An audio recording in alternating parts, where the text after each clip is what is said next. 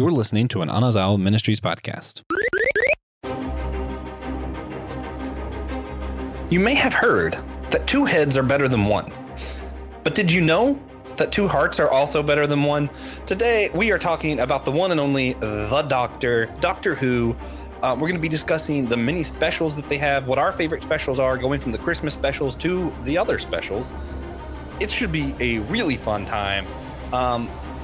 That being said, we are the priest to the geeks, and that just means we're going to be mediating between this Doctor Who geek culture and some philosophy, theology stuff. So buckle up. It'll be a really fun ride with that. And if you want to hear more of us diving into this stuff, you can always go to patreon.com/systematic geekology. We have a few other bonus episodes where we talk about this kind of stuff. We have a D&D session that goes every other week on there, as well as a comic book catch-up that we do each month to tell you guys about the comics we've been reading. I am Joshua Knoll.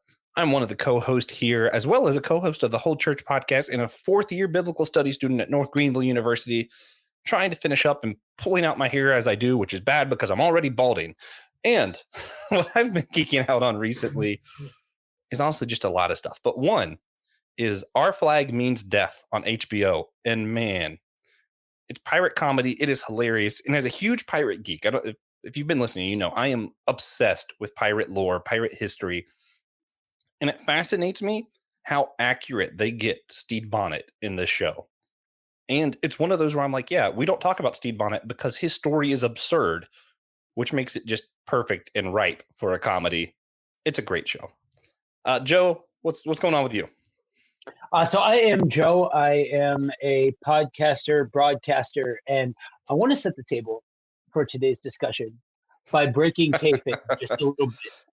We just got done in real time recording the Captain Planet episode. If you've already listened to it, if it's already come out or what have you, otherwise, spoilers, we're doing an episode on Captain Planet. And the general tone and theme of that was one that was coming from a more united front. And it's kind of strange that Josh and I went through an entire episode and didn't really have any major division points. I can promise you guys, we're talking about Doctor Who. The same story is not going to be true for this episode. Yeah, I don't know if I'm as passionate about Doctor Who as I am Captain Planet, but I'm certainly more opinionated. So that lends itself to some fun and strong disagreements, but we'll try and keep it some neat and tidy disagreements for all of you guys. I'm guessing that today, if you pay attention, you will receive a masterclass in why Josh is Josh with the bad opinions. Oh, see that just hurts. That hurts. I'm just kidding. TJ and his friends, one of our other hosts, they've been calling me that for years. I just own it these days. I have bad opinions. Get ready for them.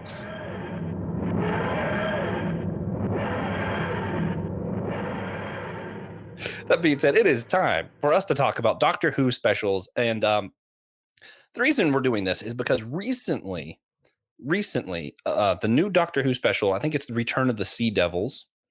I know it has to do with the Sea Devils. It just came out on Easter Day.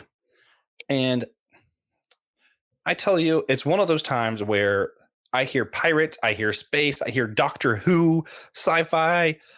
And, you know, I just told you guys, I love pirates. My hopes are high. And they were dashed again from the showrunner. Chris, what's his name? I don't know how to. Chris Chimlin. He has torn my heart to shreds the last 3 years. Doctor Who was just my favorite TV show, and I just don't like what he's done for the most part. With one exception of the Revolution of the Daleks that came out for New Year's, I did really enjoy that. But for the most part, I was excited for there to be a girl doctor even. I'm like, that's an interesting twist. And I was worried about it being all agenda, and I don't think it was all agenda, but I do think it was all kind of garbage, which is worse. So, yeah, I none of that surprises me. All things considered, you know what? I didn't necessarily have enough invested passion one way or the other to care about whether or not they were going to do a female doctor. So whatever. if it's a good story, tell a good story about a female doctor. That's awesome. Unfortunately, they failed consecutively at doing that over and over again. And I know that there Yeah. is a contingent of Doctor Who fans that are up in arms right now. I watched a little bit of the beginning, absolute garbage, and then I decided to go back on this experiment when we first started the show and watch through the season premiere of the season premiere special at the time back in November. It was just a reminder of everything that, and oddly parodying Star Wars. I don't know, that was strange to me. Yeah. But to hear that the newest one, which I can confidently tell you I have not watched, it is more hot garbage than this is my shocked face. Yeah. Did you watch the Revolution of the Daleks? I did. Yeah, it was one of those classic time loop kind of episodes, which is very overdone, but I enjoyed it. What did you have any particular feelings about it? So I would tend closer to the first half of that than the second half of that. It has been done better elsewhere. Yeah. To me, that wasn't necessarily endearing.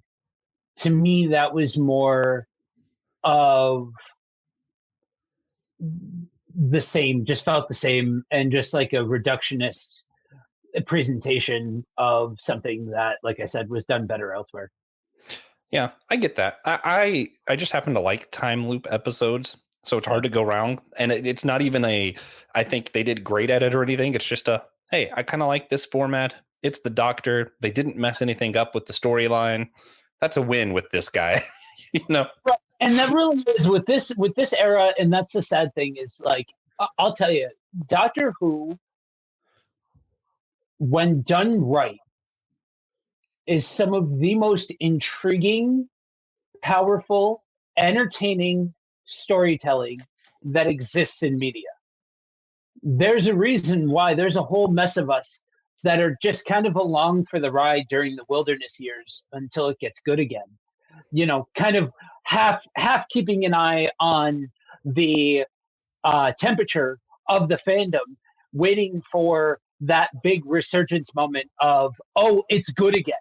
Because, like I said, when it's good, it is phenomenal. But when it's bad, as any fan will tell you, wow, is it some of the worst storytelling that can happen? You know what I'm saying? Yeah. Yeah, I don't want that. So to catch everybody up, let's catch everybody up first. In case you haven't been intimately following Doctor Who, there was classic Doctor Who that started back in the 60s. It ran forever. You get your first 8 Doctors through it. Well, 7.5, I guess. The 8th was his own movie special that was kind of in between classic and modern Doctor Who. And what happens with the Doctor? He dies, he regenerates. It's the same person, just new face. Yeah. Which is why a female Doctor was kind of controversial. He had been a male for 12 generations, and all of a sudden, this regeneration, he's a female. It wasn't a transgender thing, though, because they're aliens, and that's just apparently how genders work with that species. Different Right. topic. That being said, when it came back, Russell T Davies was the showrunner. He had Christopher Eccleston as the 9th Doctor. Then he had David Tennant at the 10th. After that, you have Stephen Moffat. He was the showrunner with Matt Smith playing the Doctor, and then Peter Capaldi. I don't think he was ever for Jodie, right? Jodie came in with a new showrunner. Yeah. And his name was, all I know is hot garbage. So Christopher Chibnall. yeah, he came in with Jodie Whittaker as the 13th Doctor. Russell T Davies and David Tennant is why we both love the show. David Tennant was the 10th Doctor, sort of the 11th if you count the War Doctor. That's just if you know, you know. If you don't, hey, sorry. But David Tennant, Russell T Davies, those 3 seasons and the specials blew everything out of the water. Just fantastic storytelling. Some of the best I've seen on TV just ever. I love the stories of those years and the passion that David Tennant is able to portray. Great. Yeah. I'll leave that as it is. We will talk about the specials. The first special And this is, it's hard to define this as the first special, but the first special is the Christmas Invasion. It was with Russell T Davies being the showrunner, David Tennant being the 10th Doctor. It's his first episode as the Doctor. The reason that's considered the first special really is because in classic Who, there wasn't seasons. It was, we have the story we want to tell, and there will be however many episodes it takes to tell that story. So when it does stuff like the Five Doctors, which I loved, that wasn't considered a special. It was just just how they did the show. They didn't do it in seasons then. Now that we do it seasons, you open up the possibility of specials. First one being season's over, but we want to introduce this new Doctor, the 10th Doctor with David Tennant, and we're going to do it as a Christmas special called the Christmas Invasion. Joe, what was your introduction to that particular episode? So I watched through New Who well after the fact. I watched through it with my wife, and so I had an opportunity to see this in the full presentation of of the storyline, of the story arc from one to another. I didn't have to wait or anything like that. My biggest issue is probably going to be where the conversation starts to the opinions start to diverge. The hardest thing to watch in this is Rose and her entire family and that whole presentation. I think that David Tennant plays, how do I say this? I think David Tennant plays his part in it as the newly regenerated Doctor, having now like having this blank slate, and the way he does his progressing into the role, kind of crawling into, he doesn't just burst onto the scene and is fully formed in his execution. You see almost the birthing process of the character in a lot of regards. And to me, I think that is what drives the story. I throw in the little Rose thing because if you know anything about Josh and I, we have very different opinions of the quality of character of Rose Tyler. But I think outside of that, you can literally take out everything else about this. You could take out Rose, you could take out her family, you could take out Mickey, you can replace all of them. And you, just off of the merits of what David Tennant does in this episode, you can still keep his things and build something entirely different around it, and it will still be what it is because of David Tennant. Yeah. So I will be clear that I agree in part of David Tennant is what makes the show.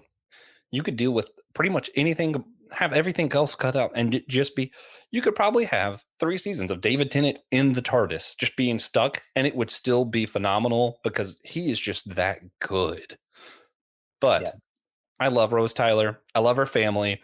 It's just these fully fleshed out characters, unique personalities that, hey, yes, they're all slightly annoying, but they're all people that I'm like, I know someone like that in real life. I know families like that. And it's something that I have a connection point with that helps me relate to the larger than life character that is David Tennant as the Doctor.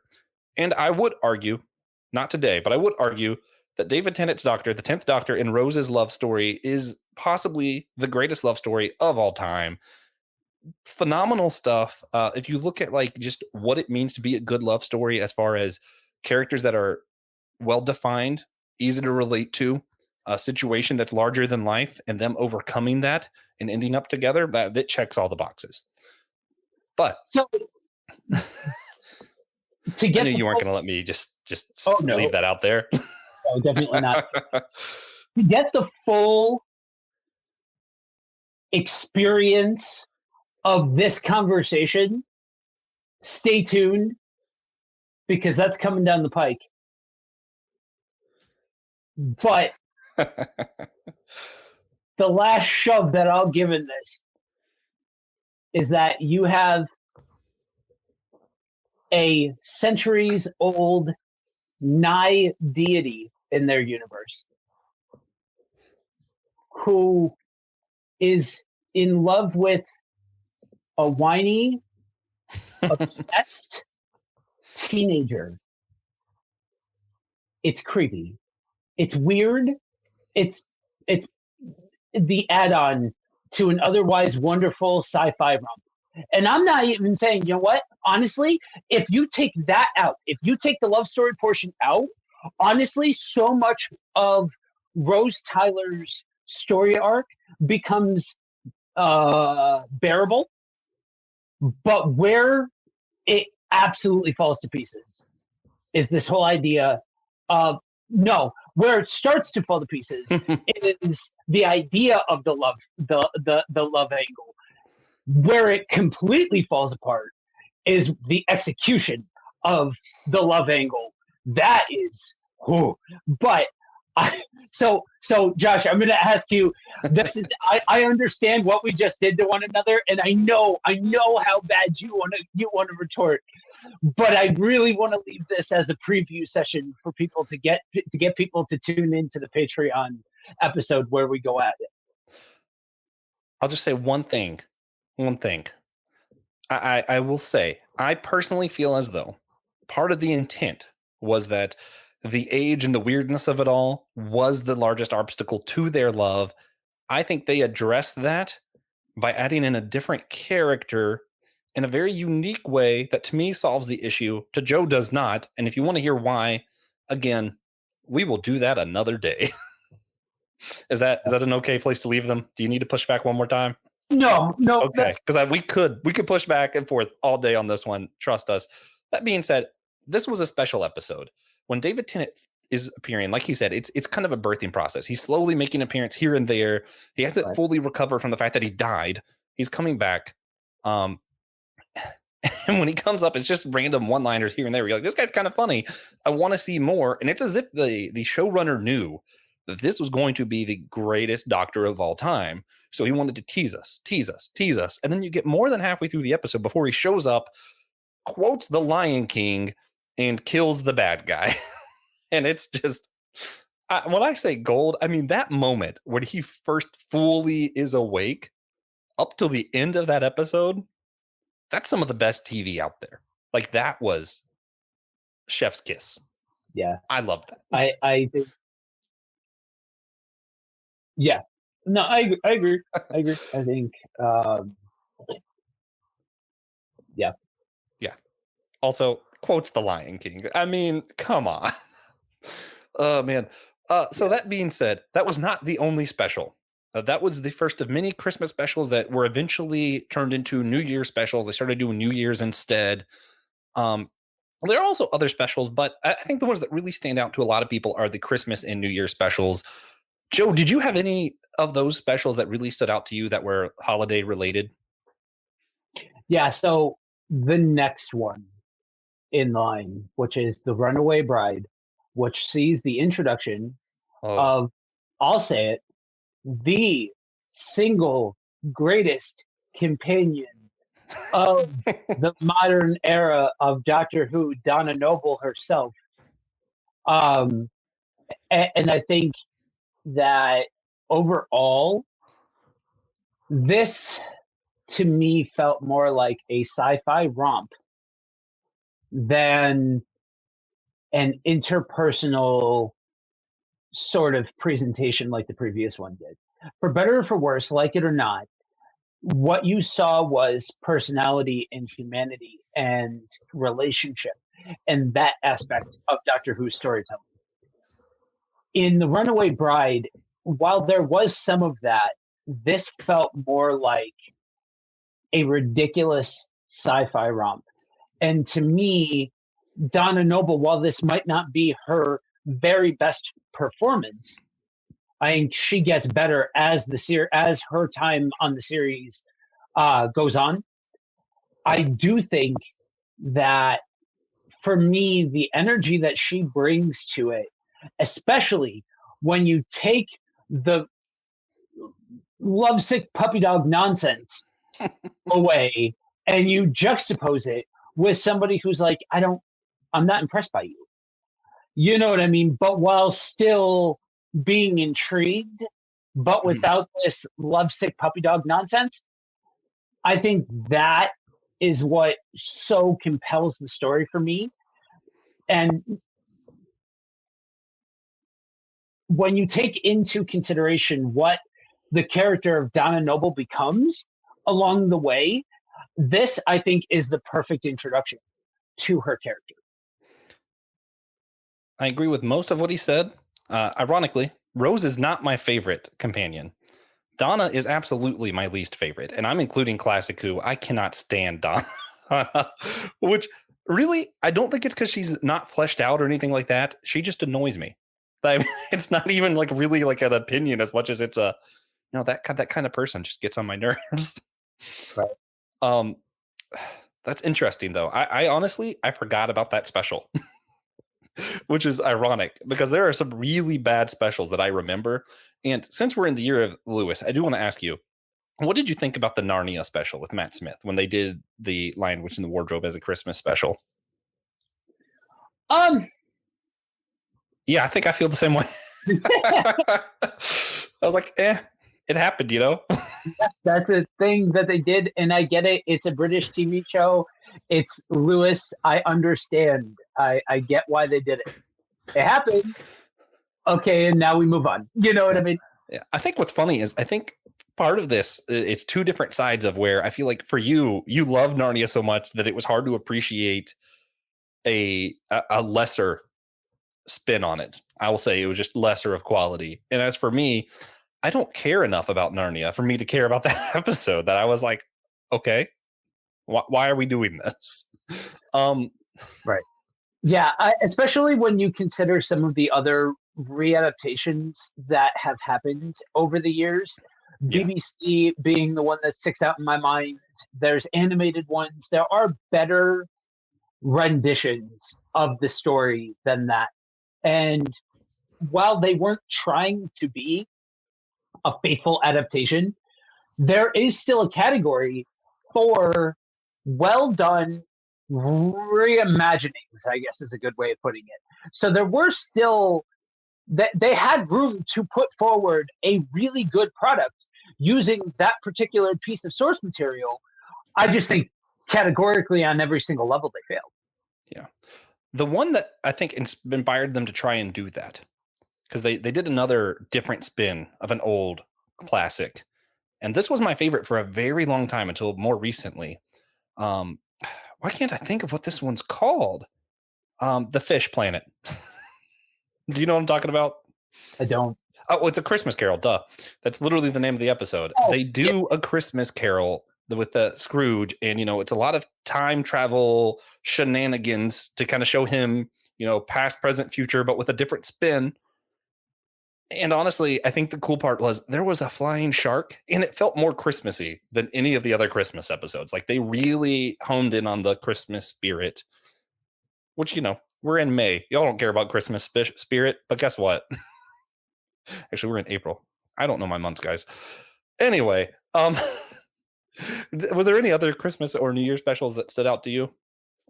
yeah. So when you look at the best and worst doctors, to me, that's almost like a separate conversation from the best and worst aspects. Yeah. The best and worst companions or TARDIS designs or uh, doctors specials. Some And screwdriver for designs. This me, current one's stupid. Sorry. yes, agreed. So I think when looking at uh, a an actor, like if we're bypassing the specials that are outside of Christmas and New Year's, if we're just looking at the more Christmas themed ones, I think the um, the 12th Doctor's first special, The Last Christmas, while he's not the best Doctor, I think that is one of those unsung Christmas specials when Which you're one was that? looking at This was in 2014. Claire awakes to discover Santa Claus on her rooftop. Oh yeah, yeah. Okay. Yeah, I think a few times that I'm actually a fan of Claire. I think Claire is good in certain ways at certain times, but I think overall she's got some issues. I my complaint with Claire is I think she was too likable. Like I want the companion to at least be a little bit annoying because it makes the Doctor stand out more. They tried too hard to make Claire cool. And I'm like, yeah, the companion's not supposed to be cool. They're supposed to be Rory. Rory is the ideal companion. Um, he's not even my favorite, but I do think he's the ideal companion because he wasn't And in that's love with the Doctor and he was just annoying enough. right. And that's exactly why I am such a fan of Mickey over Rose. I think you get rid of Rose, fine. Mickey should have been the companion that whole time. Get rid of Rose altogether and just have Mickey's character arc. I think that would have completely and totally changed up the dynamic for the better. Yeah, they're So that was yeah. me. That was me pushing back one more time, and now we'll keep on moving No, forward. I love Mickey, especially his alternate dimension stuff. Super cool. Also, if you could combine Amy and Rory as one companion, like if you just included them as one because they're married, that would be my favorite companion. I love them. And I gotta say, as much as I don't like Matt Smith's Doctor, the 11th Doctor, I think overall his Christmas specials are better. He is more geared to the Christmas fun, Christmas spirit. He's great at that. But my all-time favorite holiday special, it's one of the 12th Doctors, Peter Capaldi, who I love him as the Doctor. Um, and he finishes the storyline of him and River Song, one of the other. I don't know. Would you consider River a companion of the Doctor? Not in the show. Um, in the audio books, she gets more of a companion spot. We get to see more stories between the Doctor and River. Nice. Well, long story short, she ends up becoming a Time Lord because of how she is born. Her parents are kind of it's a twist. So I don't want to give that away. Super cool. But anyway, she regenerates a few times and her love story with the Doctor. What's interesting about it is the Doctor's first time seeing her is her last time seeing the Doctor and vice versa. So this is this special. It's called The Husbands of River Song. She basically fake marries a bunch of people. She's scheming people. She's out there doing the mischievous stuff. And the Doctor runs into her, but he has a new face that she hasn't seen yet. This ends up being the last time she sees the Doctor, and they both know it once it's revealed that he's the Doctor. Because for a while, she's doing all this stuff thinking, it's a good thing that my real husband's not here. And it's like, little do you know, he's right there. Anyway, it gets to the end once she realizes, and she's so upset. He takes her to her last dinner. I am going to give away part of this episode, the part that I really enjoyed, because it was so hard to have a good end to this story that I was impressed with how they did it. So they knew this was their last night. So what does the Doctor do other than be clever? That's what he does. He's clever. He takes her to their last dinner and she's like, what? Just a restaurant? That's it?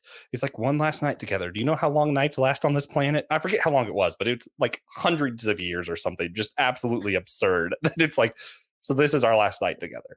And man, that little bit of cleverness, that little bit of sci-fi twist at the end, I was like, this was good.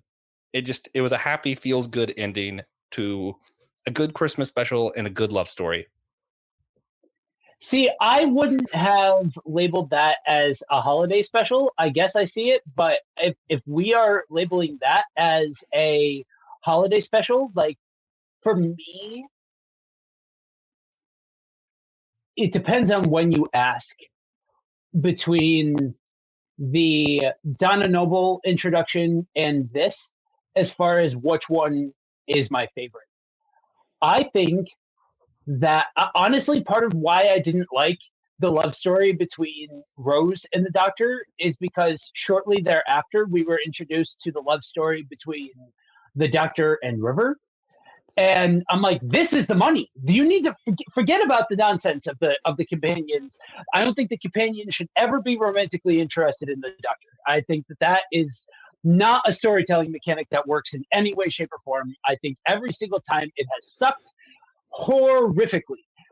That's part of what makes Donna Noble so good, and and honestly, that's part of what makes River so good. It's something different and set apart from the companions. It's special in its execution, and maybe that's all of the reason why you shouldn't do River as a full-on season-long companion. But honestly, give me River and Peter Capaldi for an entire season, and I'm good. Like that to me is the perfect combination. Don't get me wrong. I think I enjoyed aspects of River with other Doctors, but when looking at them together, to me, River and Peter Capaldi fit. Yeah. And so that, to me, that scene with them on the balcony and she's pissed and he's just got this wry smile and all this stuff. Like, I just think that may be shot for shot the best shot of Doctor Who, the best scene of Doctor Who that you can get. I, being the absurd guy that I am, I woke up early that Christmas morning because I was like, I'm going to watch this before anyone else is awake and can speak during it. Because I want to see, I love Doctor Who. I want to see this Christmas specials before anyone else can speak. Because the Christmas specials were my favorite until they started making them New Year specials. And now I'm like, I remember waking up early for that. And then I knew it was River Song and I was so excited. And when that came on and you just see how mad she was thinking that he wasted their last night and then him just grinning like, oh yeah. Man, it's fantastic. I think the only reason I don't consider their love story better than Tennant and Rose's is simply because so much of River Song's love story with the Doctor was during Matt Smith, and he's just not a compelling character for me, and I can't see him being romantically involved with anyone because he's just too goofy. Yeah. That being said, I'll say, to me, Rose and the Doctor was a really epic love story, but this one was far more magical. Like, there was something just magical about it. I don't know what other word fits. Right. Golden stuff. But I don't know if you knew this, there were specials that weren't Christmas or New Year's. In fact, I would argue some of the best ones were not Christmas or New Year's specials. Particularly, David Tennant's run ended with 3 big specials.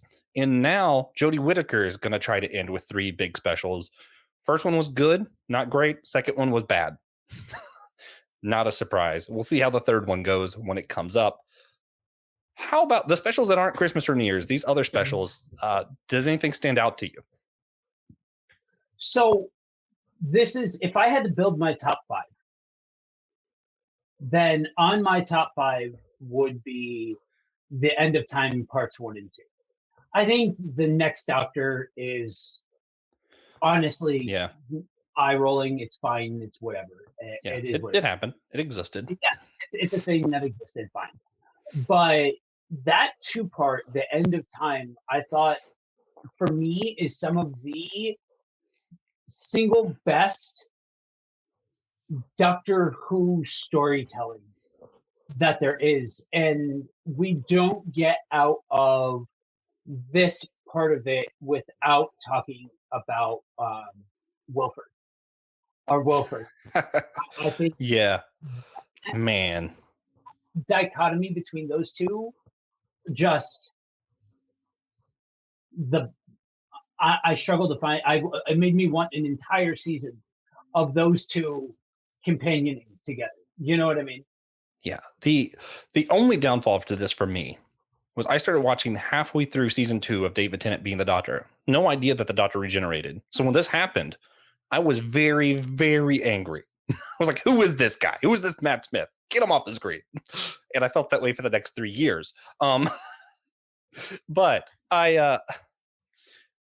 Yeah, there's something about that episode. It is one of the most emotionally wrenching things on TV. Also, I'll argue one of the, without it being an analogy, one of the clearest examples of what the gospel really is.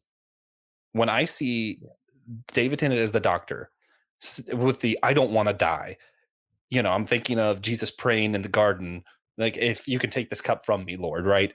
And David Tennant, I don't want to die. Wilfred is locked in the cage, and the only way to let him out is for him to get locked in the other cage and give up his life, knowing that he's going to regenerate with a new life. I'm like, man, I don't understand. It was definitely not the show's intention, but I have no idea how you can watch that and not think of the Savior who came, saw that we imprisoned ourselves, that we got ourselves in a trap where we are going to suffer death, and say, I don't want to die. Dies, even though we know he knows he's going to come back. Dies, comes back. Man, is it powerful. He even has the scene afterwards, before he regenerates, where he goes and tells all of his old friends bye and everything, where I'm like, Jesus and the disciples, perhaps? Again, not an analogy, but it's hard for me as a Christian to watch that and not think of the Jesus story. Right. It's definitely by no means allegorical or anything like that. But I think when you look at these different IPs and you realize there's only so many stories that can be told. And the story that did it first is the gospel story. The source of truth is what it is, that when you look at these different adaptations of stories, you see the fingerprints of truth permeating throughout media, regardless of if it's intentional or not. All of these different concepts have a beginning, and that beginning is Jesus. And so, yeah, it's almost like a funny token thing, when not token but token thing, for us to find the religious hook because we're a Christian geek show and all of that kind of stuff. But the reality is, once you pull out the joke of it all, the reality is that what you're seeing is an on-screen adaptation of a much larger truth that extends well out from what this is portraying, this concept that this is portraying. And yeah, that absolutely stands to, and I think that's part of what is so compelling about it, right?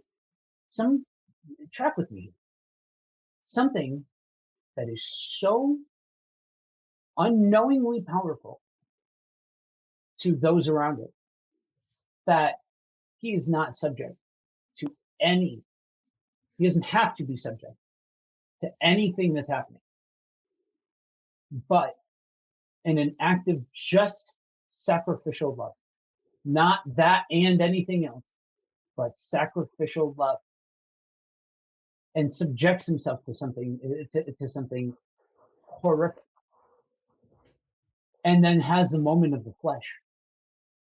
I don't want to die. Yeah. What was, just to pile on to that, what was really cool about this 2-part special is, even in the beginning, he's talking about how, yeah, when I die, I feel it. I feel death.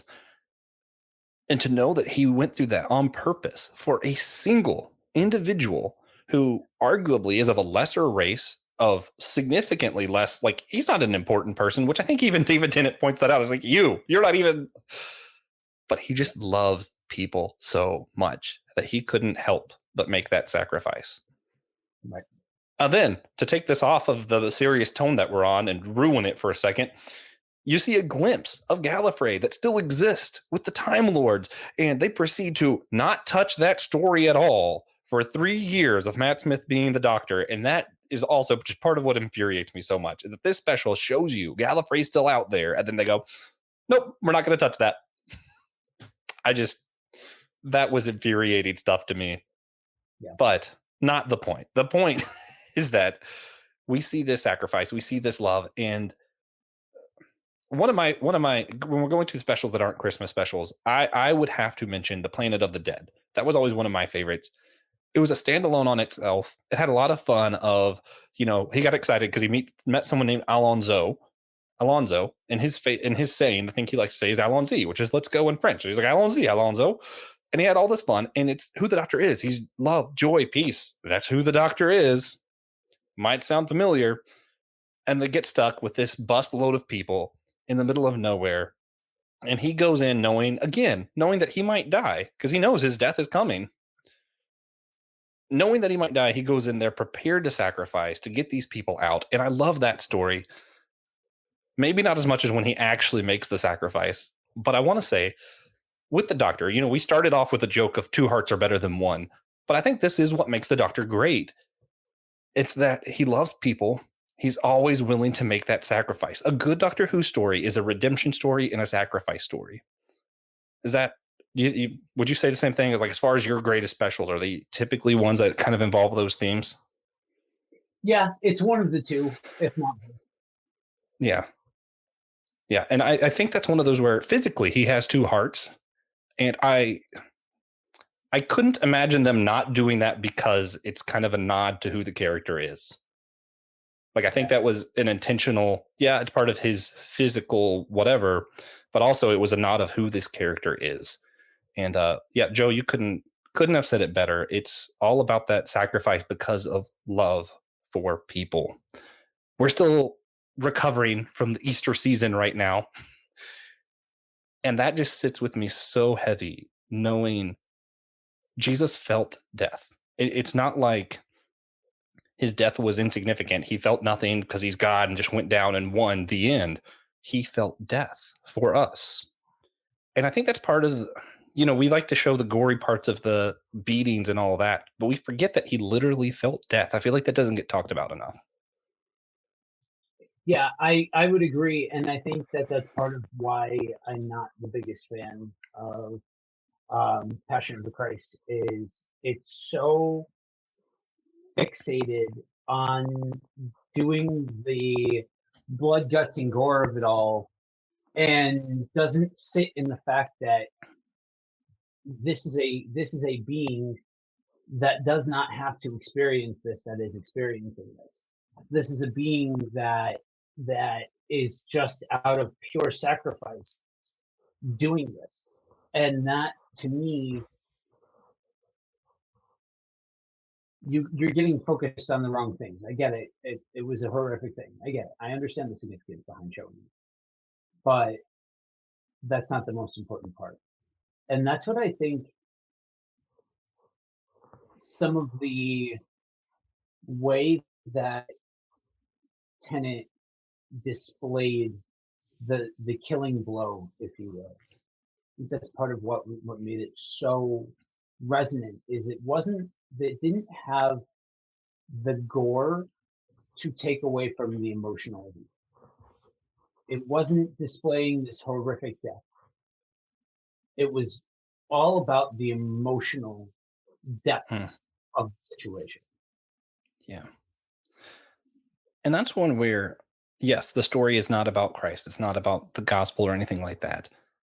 But if you hear how David Tennant delivers that line, I don't want to die, and you put it into this context and you really think about the weight of that,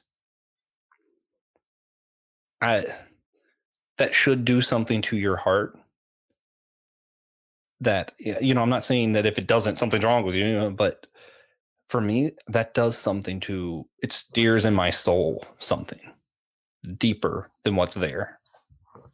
Well, it should, because that's the very fabric of what makes us human. You're hitting on a theme that humans themselves feel all the time, and so and honestly, at that point, that is exactly what makes it so emotionally heavy and so resonant to think of the gospel story, because he understood what it meant to feel death. You know what I mean? And that the statement of that in the way that he said it, the presentation, the whole 9 yards, was just, you felt that. That's something that many of us have had to wrestle with ourselves. Yeah. Yeah. Guys, this is literally why we do this show. This is literally it, where we're talking about something geek and we see this parallel into the true gospel story. And the thing is, and this is, y'all might be noticing, this is me breaking the fourth wall. You guys might be noticing this emotional depth, this moment that everything else centers on of Christ's sacrifice. Yes, we see it in this story. It's something that Joe and I don't want to move on from. Like, I don't know if you guys noticed, but it's like we could have said our bit, said, okay, time to wrap up. We don't want to leave without the significance of this really experiencing it. Like, even us talking about it right now, I'm looking at Joe's face on here going, this is something that we need to feel right now. And I'm hoping if you're listening to this, that you're able to just truly sit in the feeling of that for a minute, because it's something worth feeling. And all of those things that you are feeling, that's good that you're feeling. That means that there's weight there. That means there's significance there. And I think it's criminal to blow past that for something different. Because the reality is that each one of us can relate to aspects of this on a very, very human level. Each one of us has a part of this that in us that inherently looks at the reality of mortality. It's what makes us human. We are aware of our own mortality. And when you see this character that has been presented as powerful and capable, all of these kinds of things, to break down the walls of bravado, because part of when you're leading up to it is he's out of pocket, right? He heard about this and something snapped inside of him that he is the one that's going to cheat death. He's the one that's going to overcome, and that's why we get into the fact that this is not like an allegorical story or anything like that, because there's a lot of lead up and a lot of aspects of this that are absolutely not in line with what how scripture would present it. It's just the idea, and almost like echoes, right? When the truth is spoken, there are echoes of the truth that resonate throughout the situation, throughout history in this case. And that's what we're seeing here. It's an echo of a much larger truth that of this figure that had no had no reason other than pure love and sacrifice to do that, to face down death and feel death, not face it down and then didn't feel anything and nothing happened. And I think sometimes, we're coming off the heels of Easter. I think sometimes that's how the Holy Week narrative goes. But I posted this in the Buddy Walk community, and I told people, like, we talked about this in session and all of that kind of stuff. Like, Saturday, don't blow past that. Let yourself sit there. Let yourself feel the weight of what is happening, and not to bring this down onto like a somber note or whatever, because there's a whole other part of the conversation that we just had on Sunday and that we can have, and all of those kinds of things. The story continues from this point, but allowing these themes to wash over you is very, very important, especially when you plug concepts into how does this make me feel in the large scale? How does this make me feel in application layer? And all of those kinds of things. When you explore this out from just analyzing this one piece of media into what does me wrestling with this mean? What does this, why is this thing making me feel a certain way? Then the doors are open for you to start asking a whole lot of questions that are very pertinent for the human to ask. And Yeah. so you can find contact details on socials and such. You can get in touch with us if you need somebody to talk that out with and all of that kind of stuff. None of us are trained therapists or anything like that. Will might be, given he's a longstanding pastor, but we have pastors, we have laymen, we have people that are willing to discuss these things with you and talk about those things and all of those kinds of things. But regardless of that portion of it, still at the end of the day, you need to ask the questions. Man, this makes me feel. Why does this make me feel? What about this makes me feel? And that, if you let it, opens the door to a whole new world of conversations. And to break the ice of the tension, editor's note, that moment needs a backing track of a whole new world from Aladdin. I'm just saying. I want to say, I think this is the most compelling argument for the gospel. It's not a lot of the, here's why evolution isn't real. It's not a lot of the answers in Genesis kind of stuff. Sorry to call you guys out, but there's a place for all of those arguments, right? There is a place for a logical argument that Jesus did exist. There's a place for all that. But that to me is not the most compelling argument for the gospel. The most compelling argument is, why on earth would humans have this huge admiration for someone else sacrificing out of love? Because it is illogical.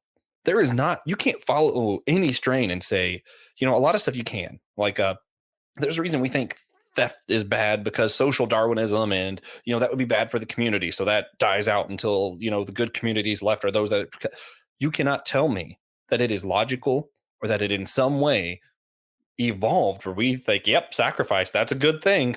You cannot convince me of that. Right. And we're in a year of C.S. Lewis right now. We're going through Narnia, and here's a preview. We're going to talk about the Voyage of the Dawn Treader. And I told you guys, Narnia is not my favorite story, not because it's bad. It's not something I super got involved in. But there is a moment in that story where Lucy, I think it's Lucy, finds this book. And Aslan's explanation of how this story resonates throughout dimensions, throughout time, that is just the most powerful truth in the universe. Yeah. And now that we've thrown out the most powerful thing in the universe, hey, Joe, do you want to push right through this and get to a wrap up? Exterminate! Oh, man. I just didn't know how to do that. Yeah, so hard transition time.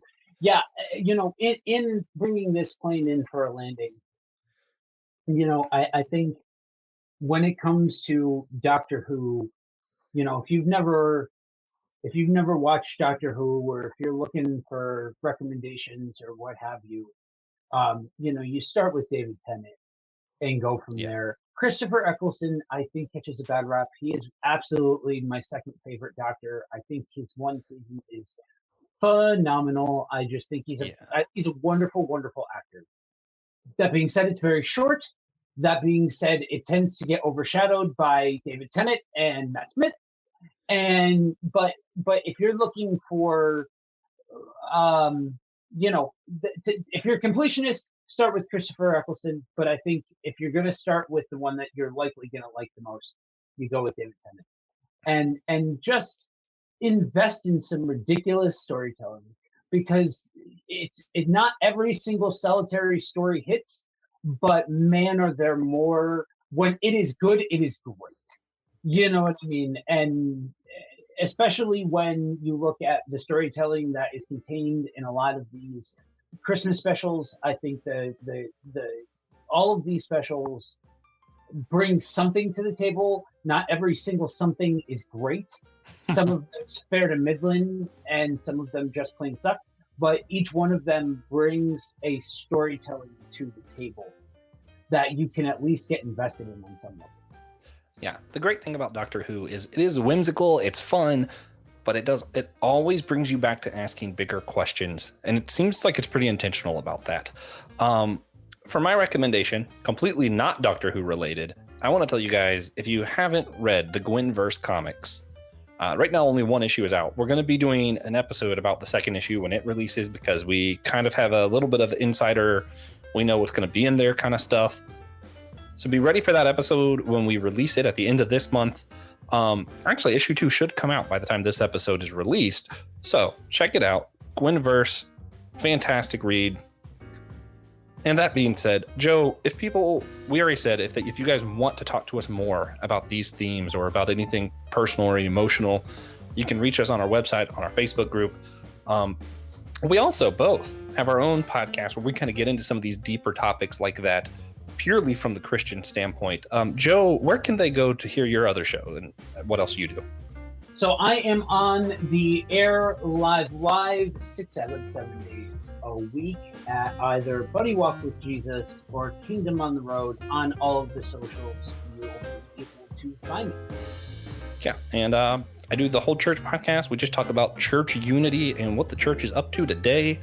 We're about to go record an episode of that right now, actually, where Joe is going to be guesting. So, guys, go check that out. Wherever you're listening now, just look up the Whole Church podcast. Or, again, you can go to systematicgeekology.org, hit host. There's a drop-down menu. You can click on any of our names. Has everything we do right there. Guys, thank you so much for listening. And remember, we're all a chosen people, a geekdom of priests.